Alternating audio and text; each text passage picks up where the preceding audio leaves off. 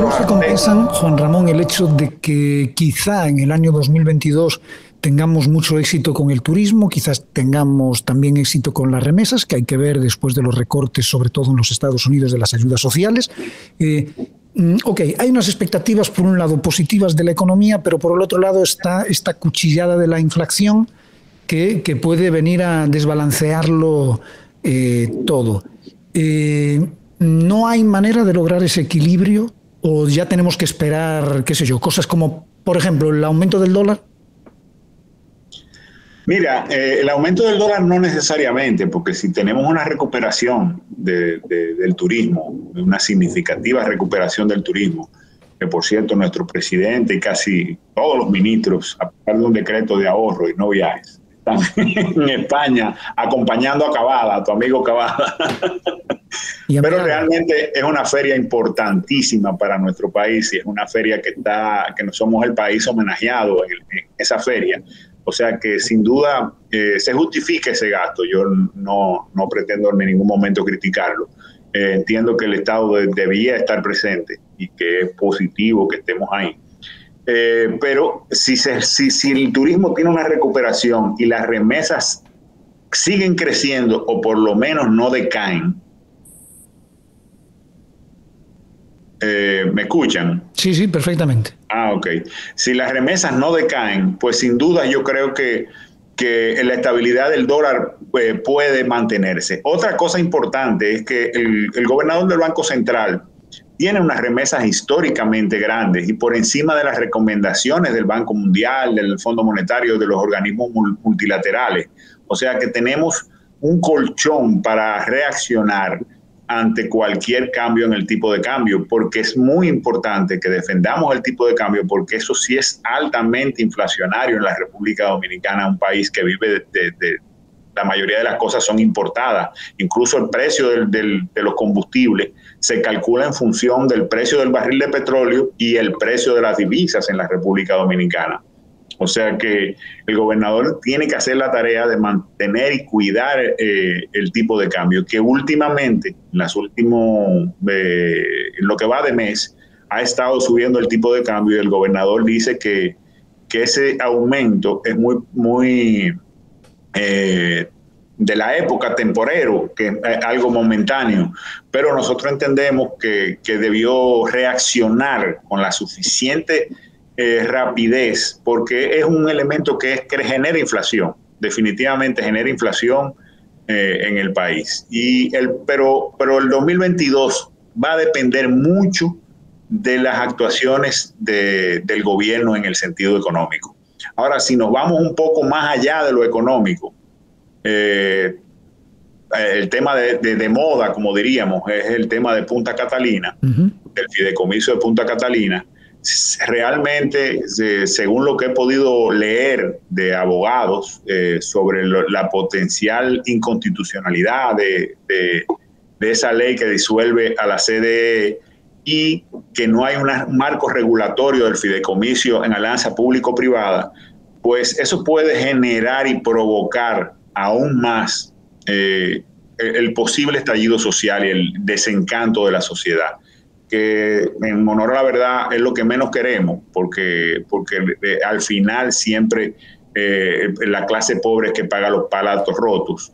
Pero definitivamente ese fideicomiso, el gobierno tiene que revisar el marco regulatorio, revisar la ley y revisar los beneficios que tiene para el país, porque como está planteado, la República Dominicana, el Estado Dominicano no recibe nada, al contrario, cede sus activos por 30 años, entiéndase, el periodo de vida útil de la planta, le dice, utilízala en tu periodo de vida útil, gánate lo que te ganes, no importa, yo no necesito ganar nada porque no le están dando nada a cambio al Estado Dominicano, y al final, cuando haya pasado su vida útil, devuélvemela, yo veré qué hago con eso. Entonces, eso realmente yo creo que le pasaron por abajo de la mesa al presidente Luis Abinader, que me ha mostrado muy buenas intenciones, ese contrato, y espero que pueda ser revisado por los legisladores, los senadores que hoy van a recibirlo. de todos los invitados que hemos tenido aquí durante esta semana y la semana pasada, hablando sobre el tema del fideicomiso, todos coincidían en un punto, el marco regulatorio no ya de este fideicomiso en concreto, sino de todos los fideicomisos a nivel público, privado, sobre todo a nivel público. O sea, un marco regulatorio prácticamente inexistente, que es por donde se tendría que haber empezado antes de plantearse cualquier tipo de fideicomiso público. Supongo, como usted, que lo va a tener en cuenta, entendemos que sí, y entendemos que también hay muchísima confusión sobre el tema de si eso es una privatización, si etcétera, etcétera. O sea, creo que, como siempre, hay que realizar un trabajo informativo de comunicación muy importante, quizá incluso previamente a hacer este tipo de comunicados y de informaciones. Creo que esa es una tarea pendiente importante. Bueno, el tema de la inflación, evidentemente, como tú me estabas contando, creo que a quien más va a afectar, por donde pudiese empezar ese estallido social al que hacía referencia, es por el tema de los sindicatos, que ya han empezado a manifestarse con el tema de la subida de los combustibles. Esta semana ya vimos reacciones de distintos sindicatos que, de continuar este tema a la alza, pues puede ser un escollo que tendríamos en los próximos meses a nivel también gubernamental, ¿no? Sin dudas así, sin dudas. Normalmente los sindicatos pues son los primeros dolientes, pero ya al comenzar a traspasar, que ya lo hicieron en Santiago, el aumento del costo en los pasajes, pues obviamente ahí mismo comienzan también el malestar a llegar a aquellos que utilizan ese medio de transporte, y el ciudadano en sí comienza a sentir el efecto. El gobierno tiene que cuidarse, tiene que explorar las posibilidades de mantener algún nivel de subsidio. Y esto de subsidio en lo que se refiere a los combustibles, yo creo que está hasta mal llamado, porque es un dejar de recibir impuestos. O sea, no es que el gobierno está aportando al precio de los combustibles, a la importación de los combustibles, es que está dejando de percibir impuestos. Juan, ¿qué ha pasado con el famoso diálogo donde estaban este tipo de cosas pendientes? Un diálogo sobre la reforma energética, un diálogo sobre temas de subsidios. De repente se inició un diálogo, se suspendió y no hemos vuelto a saber nada. El gobierno ha manejado muy bien la comunicación pública, la comunicación, su imagen. El gobierno había cumplido 100 días, como había cumplido el primer año de gobierno. Habían comenzado a salir algunas críticas. Y les dijo, bueno, hay críticas, pues vengan, siéntense aquí y hagamos un diálogo. Cambió en la primera plana de todos los periódicos, y la primera plana pasó a ser el diálogo, y pasó con buena nota el hecho de que no siguieron criticándole. O sea que en ese sentido fue un manejo comunicacional. Ese diálogo no ha dado ninguna muestra de ser algo más que un manejo comunicacional.